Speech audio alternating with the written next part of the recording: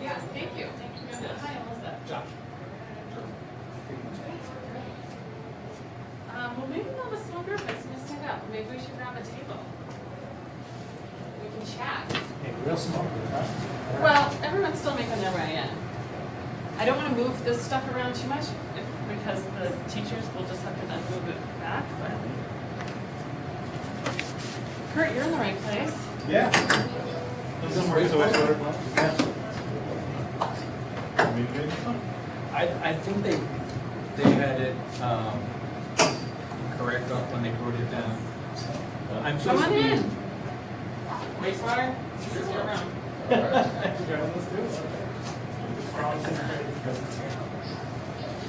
All right, so we have a couple things to chat about here. We have a couple questions that we're supposed to be considering over the next half an hour, if that. Yeah, about a half an hour. I'm Melissa Shern, by the way, and asked me to facilitate this conversation. It's nice to be here with you all. I know many of you, but District Heat. yeah, I'm District Kurt. Heat. Yeah, do you want to City. just introduce yourself? Yeah, Kurt Monica from the Berkshire. Come on in, come on in. Where this is Wastewater. Grab some chairs. And, Right, that's where we should Nice.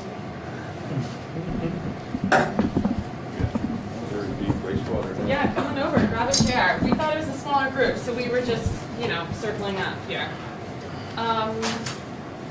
So just smush in. I prop the door because it's That's mine. It's hot here. It's hot outside, but not as hot as right here.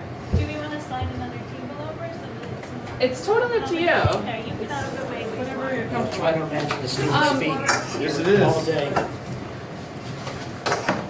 If we are going to have it, We could just pony this up here and slide another one across and then everyone here. sure, we can move that over. The teachers want to. Yeah, one thing we do want to do is try to remember where they are so we, Yes, we have an island there. That's Absolutely. great. Follow Okay, so Sage. while we're organizing the room, I'm just going to help get us started here. We have a couple questions that we're supposed to be taking notes on and report back on. The first is just what steps should be taken by the committee in advancing action related to the wastewater treatment facility. So what advice does this group want to give to the commission saying these are the things we need to be looking into for wastewater? Can you clarify when you say the commission or the committee, what is this body?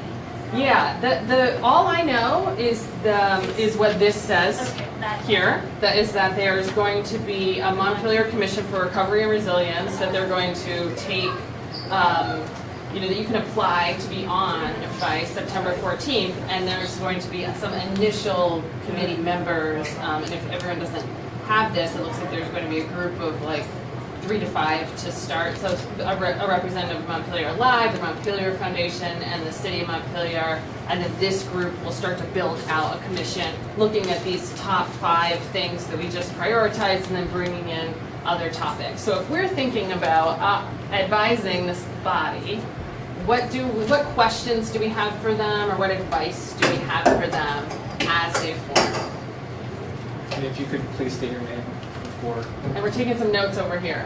Which is great. I'm Elvira, ELVIRA, and based on some of the previous forum conversations, the advice I would have is to provide information in layman's terms to the public about steps that have been taken, about the condition of the wastewater treatment facility, of the general system in town.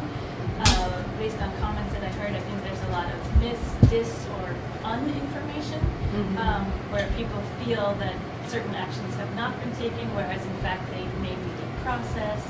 And so I think just providing a status report of the current situation, but also highlighting efforts that are currently underway or projected into the future, and that may be on the horizon next year, 2 years from now, 5 years from now, would be very helpful. That's not work for the commission, but I think it's very important for public understanding of this key priority area. So so what's the state of the state as it pertains to the status of the wastewater treatment facility and the flooding and resilience? Great. That will help set the baseline. What else? And Kurt's here from the city, and he can help absorb this information as well as these notes. Yeah. Well, I just have a basic question because Polly Nickel. My understanding from talking to one of the wastewater technicians was that the plant didn't flood and it operated as intended. I mean, that they still were releasing untreated water, untreated sewage into the river because they didn't have the capacity to treat it. So, I just have a basic question about, is it, like, what's the problem we're trying to solve? And would agree with her about the need for education about how it works, the conditions. As taxpayers, we've just spent a ton of money to upgrade. Yeah. And you can certainly speak to this with the way I think about the problem as defined by the conversation and previous ones. It's that we want to protect the wastewater treatment facility from being inundated with water to the point that it can no longer function for our city during flooding. Would you say that is? Yeah, so we didn't flood, but it was really close. So Really if we close. had a bigger event, we would have. So is it Could've stood much just better. volume of water, or is it the threat of all that silt and everything else coming in if you had a serious flood? Yeah, so we did have a lot of impacts from silt. So we went through the collection system and basically cleaned out all of the pipes, and then ended up at the plant. So all of the tanks filled with silt. The pumps were seizing up because they couldn't pump because there's so much silt at the plant. How long did it take you to clean all that stuff? We're still working on it. So we're doing one tank at a time, pumping them down as they come out. So you really didn't escape. Well, there wasn't catastrophic damage, right? So no major equipment got So damaged. what would be catastrophic? So in a previous flood, the water actually, I think it was Irene or the one before that, in the same year. Water came up actually through the pipe from the river, and there was a manhole cover that wasn't secured, and the whole backed up. plant flooded, and like electrical and all the equipment was damaged. The plant was down for a time. So to clarify, you were talking about the effect of the additional water flowing through the treatment system. Right. From the pipes. But the catastrophic event would be water that's not being processed through the system, but is like breaching. That's correct. And so I think there was discussion about raising the perimeter or some other methods to prevent that. So you additional mean water. putting like dikes around the? Well, that's what we're whole talking place. about. I mean, that's what we're Right. talking about. That's one idea. Other ideas that I've heard have been to turn to Dog River fields there and forest that area and create, or create like floodplain. Just not use it, not mow it, and just let it, grow up so it can absorb more water. Perhaps plant some trees there. What are other ideas though? In terms of, you either have to do a natural or an engineering solution, but we got to get the water away, or maybe we do upstream solutions around the Dog River to allow upstream some more buyouts or things where the Just water can one be more absorbed. clarifying thing. So during the heavy rainfall, the problems you were having was literally from the rain itself being so much that you had more water than you could deal with? So the plant is designed for like 4 million gallons a day, and we were having about 10 million gallons a day through the facility. Because rain was getting in the manholes because the streets were underwater, so there's a massive amount of flow coming through the pipes to the plant. So what we did, we were partially treated, but we had to pull like the disinfection system out of the channels so it didn't get damaged during the flood. So there's these lights, UV disinfection that we pulled because they were going to get kind of washed away as there's so much velocity running through the plant. The speed of the water is just to the point where it's going to damage equipment. So that's why we had a boil notice? So that's the potable water system, the drinking water system. This is separate from the wastewater. So in this case, wastewater is being Yeah, but discharged into the exposed. river, right? Yeah. Right, this discharges to the Mooski River, as opposed to the water system starts up in Berlin through a different set of pipes. Okay. So we had to go through a boil situation because Berlin, there was a problem with the. There wasn't actually any known issue with the water system. The state recommended that we issue a precautionary boil water, just in case there was contamination we didn't know about. Like seeping into the pipes. Right. Yeah, Which it it would really- seep. yeah. Yeah, that would be possible if there had been a break in the pipe. What other thoughts or questions or areas do you think that this commission should be looking into as pertains to wastewater? I'm Meredith, I live in Montpelier. A number of years ago, I went on a tour of the wastewater treatment plant. That was extremely educational, and I would suggest that be promoted as just an educational and awareness to the taxpayers of Montpelier, because that really helped me realize what was going into the system. And one thing that was stressed during that tour was these supposedly disposable wipes that were clogging up our pipes and our equipment, and that if they just stopped using that would actually save taxpayer money. And I just thought that was something that everybody should know about. So what you were saying about just education, just letting us know what the status is so important, especially as a taxpayer. And, I voted for the upgrades because I could see that it was really necessary, and apparently there's more upgrades that are needed. I don't know if we have money for yet, but yeah, it's so important to protect that infrastructure. I don't know all the ins and outs, but I know it's important to protect it. And I think the Dog River idea of having like a settling area, a floodplain area, it makes total sense. If you just look down from the highway at the plant and you see this field that's being used as grass and dog poop, a lot of dog poop out there. It's really important to have that grown up, and lots of plants, lots of trees, willows, whatever, that could really help. And the tree board would help in planting those trees. That's great. One other idea could also be to look at, I'm sure we're not the first community that's had to deal with this, so to look at other ways wastewater facilities have been protected in other parts of the state or in other states. Like, I don't know, do they have like a floodgate that they put down in front of certain areas? Are there what's the stormwater look like in the area? I just would look at other models that have come up. And I think you wanted to say something too. Well, it's just the continuation of, I think we were asked to suggest what the commission should do. Yeah. But I think that part of that is promoting the engagement of the community in the system, the engagement and understanding. In education. Because, for example, like the separation of stormwater, I understand that's in process. It's a very slow process of separating storm and sewer water. Yeah. It's underway, it's planned, it's going, but it can't It's like all a be generation. accomplished It is in work. one day. Yeah. But it has a very significant correlation to the flow of water and other tools that can be used in an emergency situation. Right. So I think, tours of the plant, like elementary school education, so sort of some buy-in to this infrastructure so that people understand what it is when we're talking about it, and that there would be community support around the decision-making process to protect the systems in general.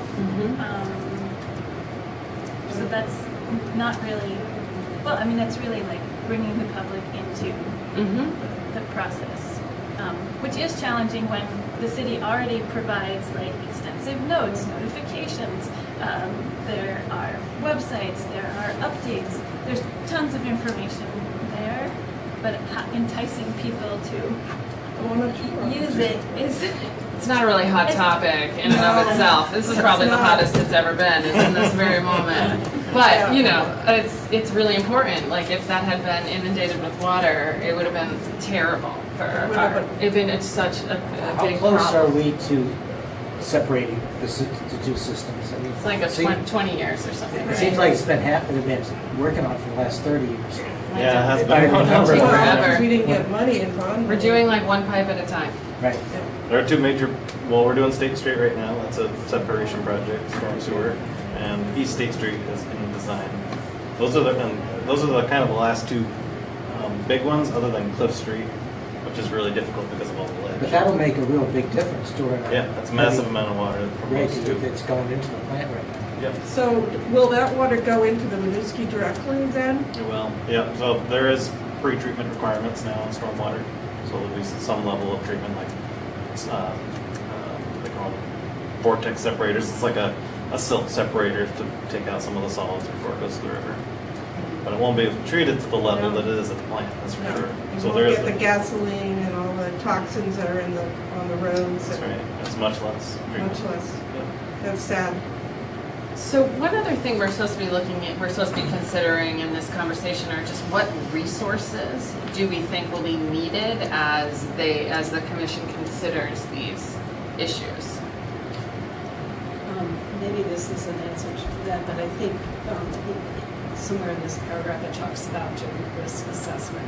And I would think that would be a Good really point. good place to start. Yeah, Um, the state of the state and the risk Yeah, assessment I mean, together would be great. You know, that Has would that be a already knowledge been- resource. I think those- Yeah, do we have a risk assessment around flooding in the wastewater plant already? Yeah, so when we did the last upgrade, we had to go through the floodplain permitting process, and basically all the equipment that was replaced was evaluated for being able to elevate it or flood-proof it. There is a flood, like a submarine door, on one of the lower access doors. Mm-hmm. So I don't know that a formal flood risk assessment has been done, but the project included a lot of flood-proofing components. So one thing would be to look at that as a resource Mhm. in doing any type of risk assessment. Yes. Yeah, so we're not redoing any of the work. What about, like that settling pond that's out in the parking lot by the insurance company? There's like these ponds, they're not ponds, they're just areas, low areas where the water goes into and then it gets absorbed slowly. What about looking at that kind of thing all over the city, trying to build more of those things for the storm water runoff? Settling ponds or stormwater. Whatever they're runoff. called, they're Rain little, gardens. yeah, they're like little Yeah. gardens, wet gardens, Rain like gardens. one by VSECU, there's a really nice one right there. How about building more of those around the city? Yeah, I think that's a question of like, can we remove some of the concrete, which is really the worst, you It's know? the worst, And then, yeah. and replace it with some more green spaces. Or green pavement that has holes in it so it goes down into Yeah. the soil. It's just Instead of- allowing more of the water to get into the ground. Yeah. And not just run all over the Yeah. place. Yeah, 'cause right, Pretty That's a good point. toxic stuff. yeah. There's also hazard mitigation grant programs. So the city is kind of doing a scoping study right now to elevate Dog River Road through HMGP to see if it's an eligible project. So that has basically acts as a levee right now. It's a wall that protects the plant. And it was, the last two big floods was like almost over that. Oh, really? Oh. So one of the things the city's looking at already is just, is there a way to elevate that? How does that impact the floodway? Yeah, So there's- expand or elevate. Right. Yeah. Really raising the elevation because it does create Cover. a full dam. You'd be looking down on the highway at that point? Yeah. So that's one thing that's already in the works. Yeah. And that's the resources that grant program deals with, helping to protect. And I guess one question I would just have there is if we are raising up that road and having that wall act as a levee, does it then cause worse flooding Yeah. for downtown? Because anywhere, or somewhere else, Yeah, I don't know. downstream, right. Downstream, yeah, I guess that would be the question, because the Dog River flows the other direction, is that? No, they come together just upstream. of the Yeah, they come, plant. right. So then coming right there, yeah, if I Yeah, they remember come right. right Yeah, right Yeah, there. right up the plant. I'd say that with just kind of the lay of the land there and where the ledge starts and stops, that if the road acted as a levee to protect, it would protect also our public works facility where all our trucks and vehicles are parked, which are also critical assets. Mhm. But it's really a fairly small piece of, kind of a horseshoe-shaped piece of real estate. So we wouldn't be taking away that much floodplain by creating that levy. And I for one, am really, and my name's Chris, I work for the city in different capacity, sustainability and facilities coordinator, director of public works.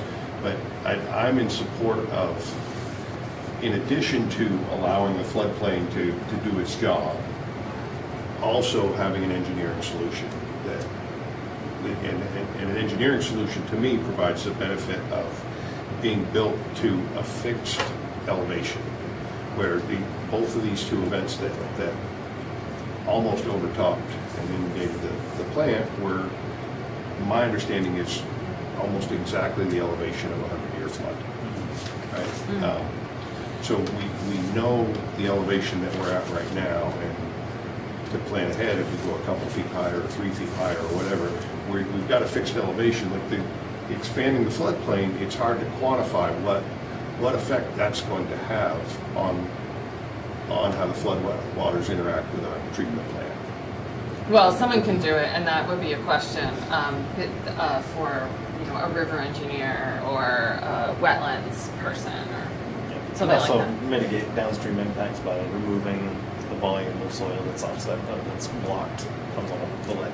Right, So right. you can Or dig is out there that field and create the same volume that you're displacing from raising the road up. Yeah. So So what there- are the trade-offs there to get the water in somewhere else, if not that spot? But I think one thing we have money as a state and the feds for buyouts too. So are there also properties that were flooded that we should be buying out upstream to mitigate impacts downstream?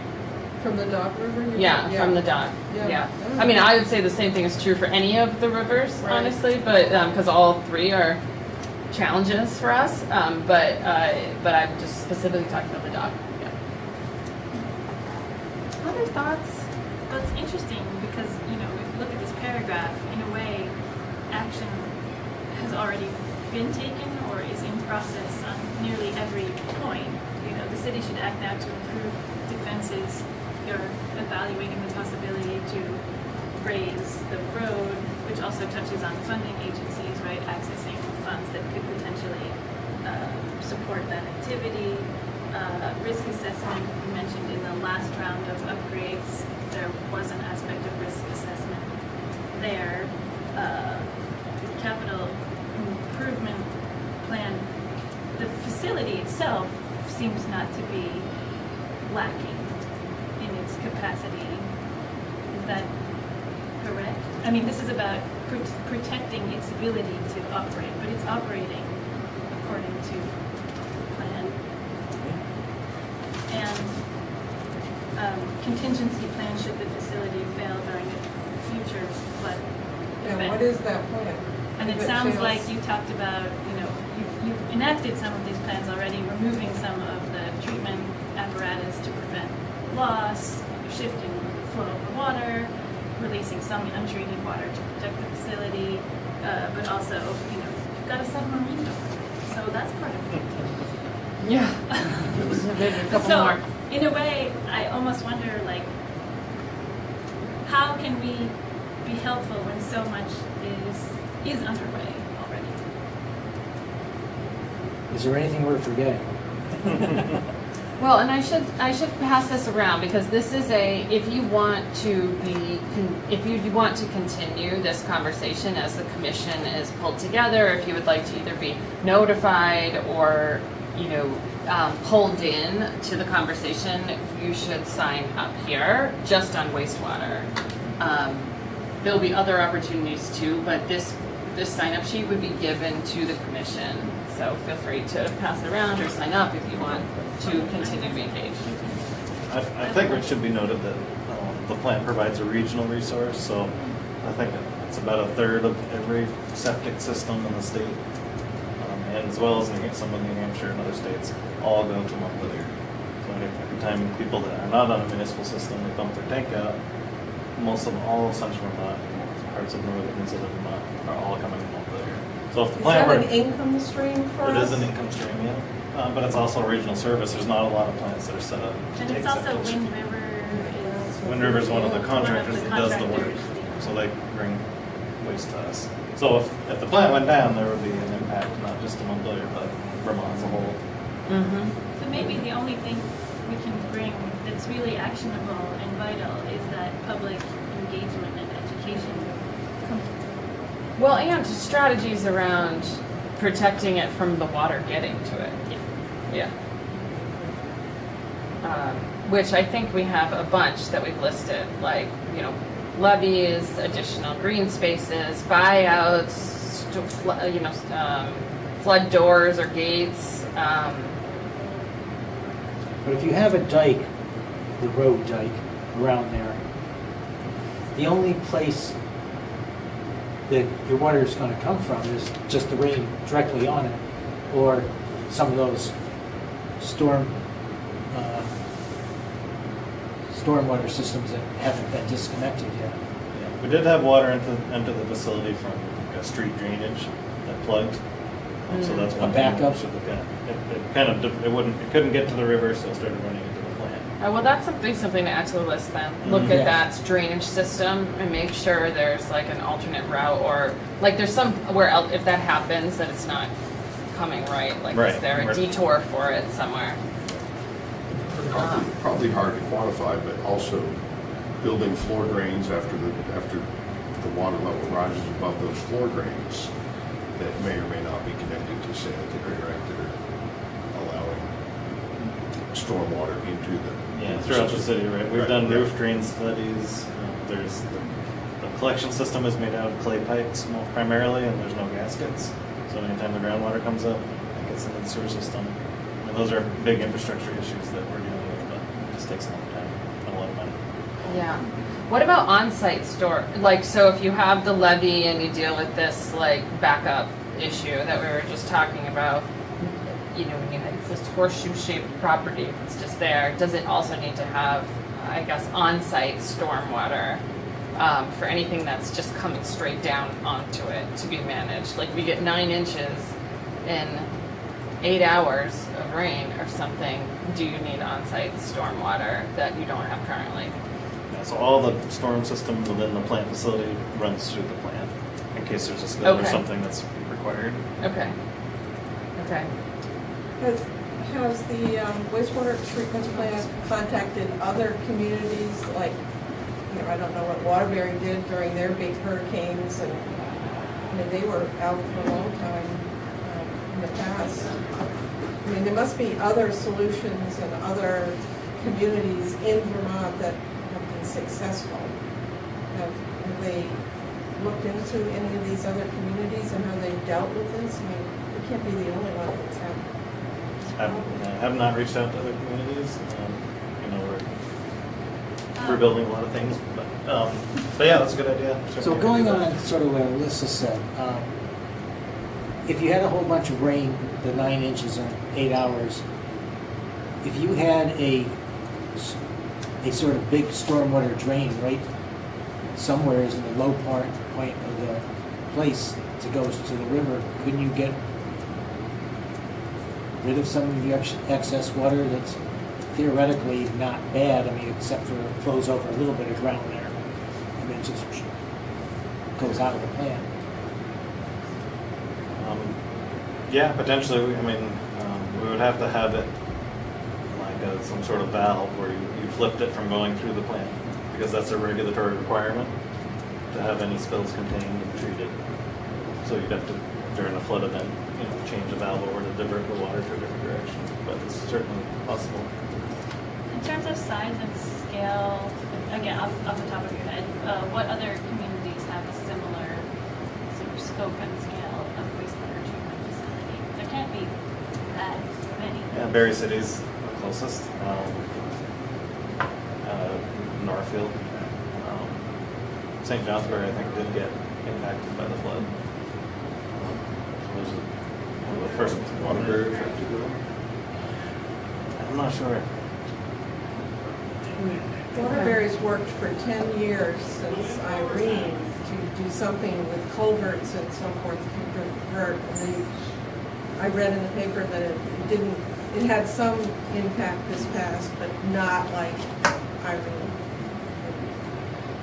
They did stuff for 10 years. It took them 10 years to get things that are a little bit better for them, I think. Now, I've been to Waterbury recently, and I mean, it looks so much better than Montpelier. And remember, Irene was really bad in Waterbury. Right, it was. It was terrible. Well, thank you for taking the time to have this conversation. We're going back to the big group, but before we head out, can we put the tables back where they were just for this teacher who comes in the morning? And then we might actually have lost one of our chairs that might have gone into a different room. I'm hoping that's not true, but let's just do a chair count. Thank you so much. I'll hand this wastewater sign-up sheet to Paul Costello, and then we'll get the notes in, and those notes will go to the committee or commission, whatever we're supposed to be calling that. Two on each side. And is this someone's pen? Radisson? Two chairs. Yeah. Well, it's the Radisson. Yeah. It was modeled off of I think there were, two chairs on each side. I think that was it. Big side. Yeah, So I this think one- so. Oh, And Brian. were these Brian just like Sloper. this on these sides? Yeah, I think they were like that. So this one over here. So there must is be two one chairs. here and one here, and there's one in the door, so we could grab There's the one one that's in the chair door. missing here. Yeah, I think we were missing a chair. A couple chairs over here that kind of, hey, how you doing? Good, how are you? Good. Just filming for fun? Perfect. Nice. Good job. That's cool. Yeah. All right, so it looks like we're turning it back. Only this one. I will look for the extra chair later. How are you doing? All right. You know, this is kind of just entertaining. Yeah, Sarah told me that the lights were back, but not as much as both. No, for some reason